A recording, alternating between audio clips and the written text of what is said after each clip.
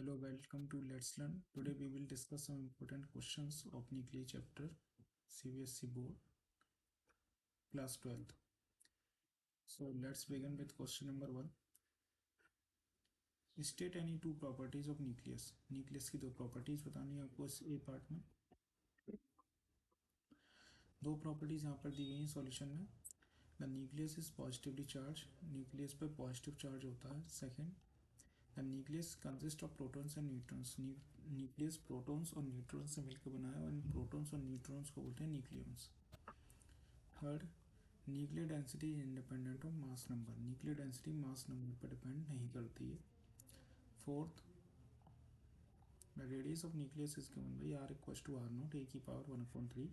यहाँ पर R naught होता है radius of hydrogen atom. B part देखते हैं यहाँ पर.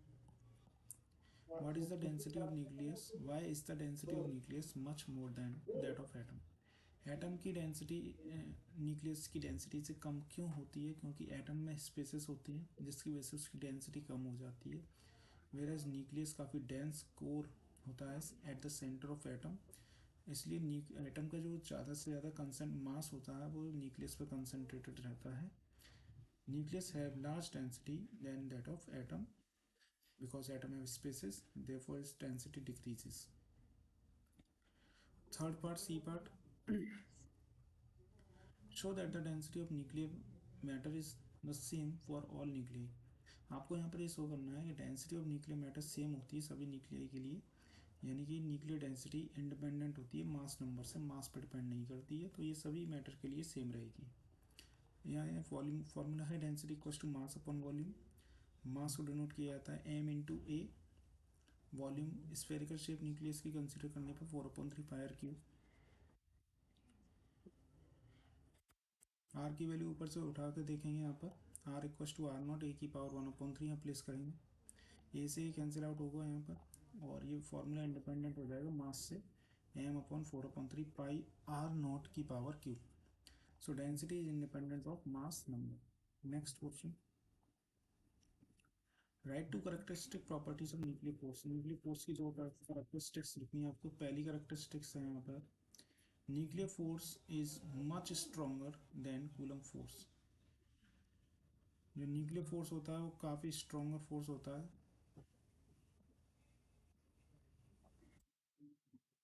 Nuclear force is much stronger than coulomb force and gravitational force.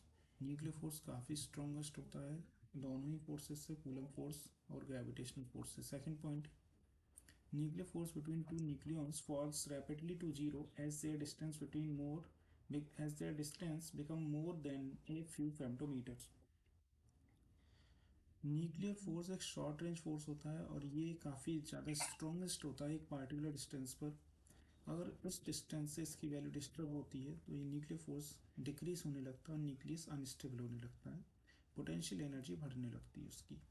Third point, the nuclear force between neutron and proton and neutron.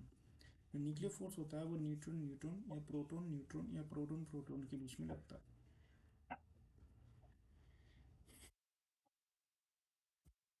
B point में आपको plot करना है potential energy का graph as a function of separation between the nucleons.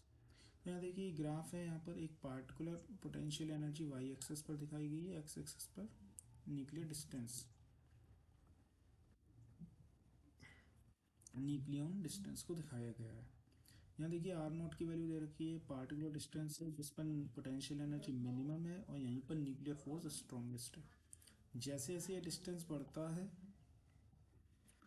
तो potential energy बढ़ने लगती है. यहाँ पर आपको ये ग्राफ यही शो कर रहा है.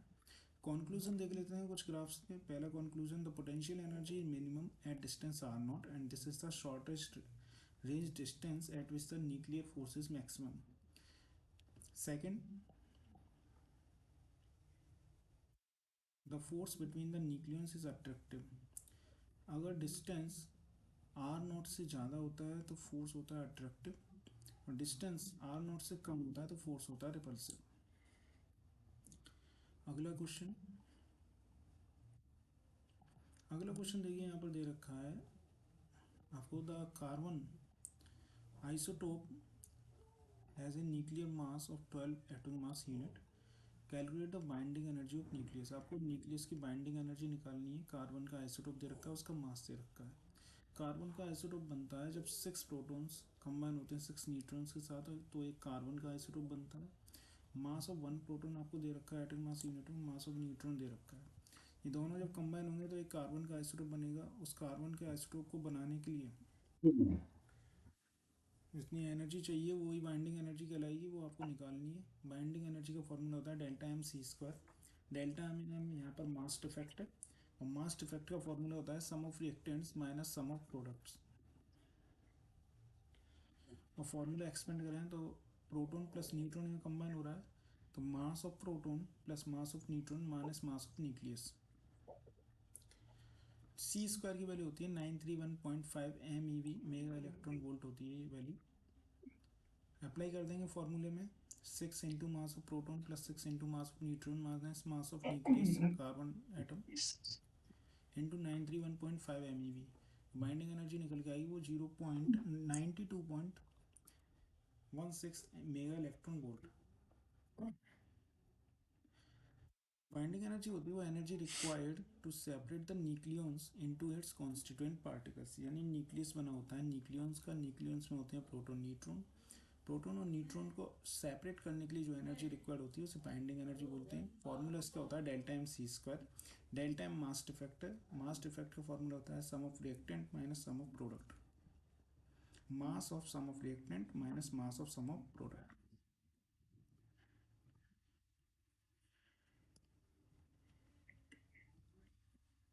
अगला क्वेश्चन देखिए, इसमें भी देखिए क्वेश्चन सेम है, ये सेम फॉर्मूले पे अप्लाई किया जाएगा पिछले की तरह। Calculate the energy released absorb in the nuclear reaction. आपको निकालना है एनर्जी रिलीज्ड और absorb in the nuclear reaction. कभी भी कोई nuclear reaction energy nuclear reaction दी है, उसमें एनर्जी रिलीज्ड या एब्सॉर्ब निकालनी है। फॉर्मूला एक ही होता है E = delta M C square. क्योंकि किसी भी न्यूक्लियर रिएक्शन में तो sum of mass of reactant होते हैं और जो मास ऑफ प्रोडक्ट होता है उन दोनों के डिफरेंस से मास डिफेक्ट निकलता है, और मास डिफेक्ट से एनर्जी का फॉर्मूला ड्राइव होता है E = delta M C square. तो यहाँ पर दो कार्बन के आइसोटोप कंबाइन करने के बाद एक हीलियम एक नियोन का आइसोटोप बनता है, नियोन का न्यूक्लियस बनता है, और एक हीलियम का न्यूक्लियस बनता है। मास ऑफ कार्बन आइसोटोप आपको दे रखा है, mass of nucleus of helium दे रखा है, mass of nucleus of helium and neon दोनों ही आपको दे रखे हैं। और आपको सी स्क्वायर की वैल्यू होती है 931 मेगा इलेक्ट्रॉन वोल्ट। तो फिर फॉर्मूला अप्लाई करेंगे सेम पिछली बार की तरह, E energy release equals to delta M C square, और सी स्क्वायर की वैल्यू यहाँ पर रखेंगे 931 MEV। मास डिफेक्ट निकालने के लिए मास of reactant minus mass of product. यहाँ दो कार्बन के आइसोटोप हैं तो 2 into mass of carbon isotope किया यहाँ पर, माइनस नियोन का nucleus mass plus mass of helium nucleus add किया आपने ये दोनों यहाँ पर, और माइनस कर दिया। माइनस करने पे वैल्यू आएगी 0.004958 एटॉमिक मास यूनिट। आपने एनर्जी निकाल ली, एटॉमिक मास यूनिट का मल्टीप्लाई किया दोनों, माइनस करने पर निकलेगा मास डिफेक्ट, और मास डिफेक्ट से आपने एनर्जी ड्राइव की, यहाँ पर एनर्जी कैलकुलेशन किया। एनर्जी का फॉर्मूला होता है डेल्टा एम इंटू सी स्क्वायर। सी स्क्वायर की वैल्यू है यहाँ पर 931 मेगा इलेक्ट्रॉन वोल्ट। दोनों को मल्टीप्लाई करेंगे तो सॉल्व करने पर आंसर आएगा 4.62 mega electron volt. Next question देखते हैं यहाँ पर।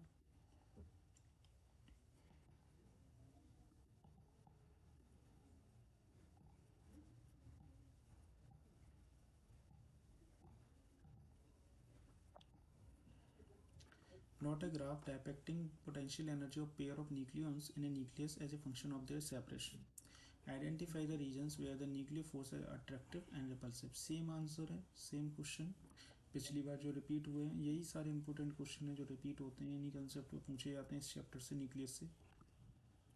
क्वेश्चन पोटेंशियल एनर्जी के ग्राफ पर आ सकता है, क्वेश्चन एनर्जी रिलीज पर आ सकता है, क्वेश्चन बाइंडिंग एनर्जी पर आ सकता है। ये तीन कंसेप्ट काफ़ी इंपॉर्टेंट है। जैसे यहाँ पर पहले पार्ट में दिखाया जा रहा है, ये क्वेश्चन नेक्स्ट है। Plot a graph depicting the potential energy of pair of nucleons in a nucleus as a function of their separation। तो आपको यहाँ पर ग्राफ ड्रॉ किया गया है, वाई एक्सेस पर पोटेंशियल एनर्जी है, यहाँ पर एक्स एक्सेस पर डिस्टेंस है बिटवीन द न्यूक्लियंस। तो मैंने आपको बताया था एक पार्टिकुलर रेंज पर न्यूक्लियर फोर्स मैक्सिमम होता है। अगर उस रेंज से न्यूक्लियंस के बीच में सेपरेशन बढ़ता है घटता है तो पोटेंशियल एनर्जी भी डिस्टर्ब होने लगती है, बढ़ती है घटती है, जिसकी वजह से न्यूक्लियस अनस्टेबिलिटी वो गेन करता है। देखिए जैसे जैसे यहाँ पर डिस्टेंस बढ़ रही है पोटेंशियल एनर्जी बढ़ती है। यहाँ पर पोटेंशियल एनर्जी बढ़ने पर न्यूक्लियस अनस्टेबल होता है। अगर जो न्यूक्लियंस के बीच में जो रेंज ऑफ डिस्टेंस है वो बढ़ती है तो फोर्स अट्रैक्टिव होता है, और अगर वो घटती है तो फोर्स रिपल्सिव होता है। कॉन्क्लूजन इस ग्राफ का ये है। पहला कॉन्क्लूजन बी पार्ट देखते हैं यहाँ से इसका पहले। Identify the regions where the nuclear force is attractive. आपको बताना है रीजन जिसमें न्यूक्लियर फोर्स अट्रैक्टिव है और रीजन बताना जिसमें न्यूक्लियर फोर्स रिपल्सिव है। तो पहले देखिए यहाँ पर for a distance larger than R naught, ये जो डिस्टेंस है आर नॉट से ज़्यादा है इस रीजन में न्यूक्लियर फोर्स अट्रैक्टिव होगा, और ये जो डिस्टेंस है ये आर नॉट से कम है इस रेंज में न्यूक्लियर फोर्स रिपल्सिव होगा। यहाँ एक फॉर्मूला दिया गया है फोर्स का, conservative force equals to negative of potential gradient F equals to minus t upon d x.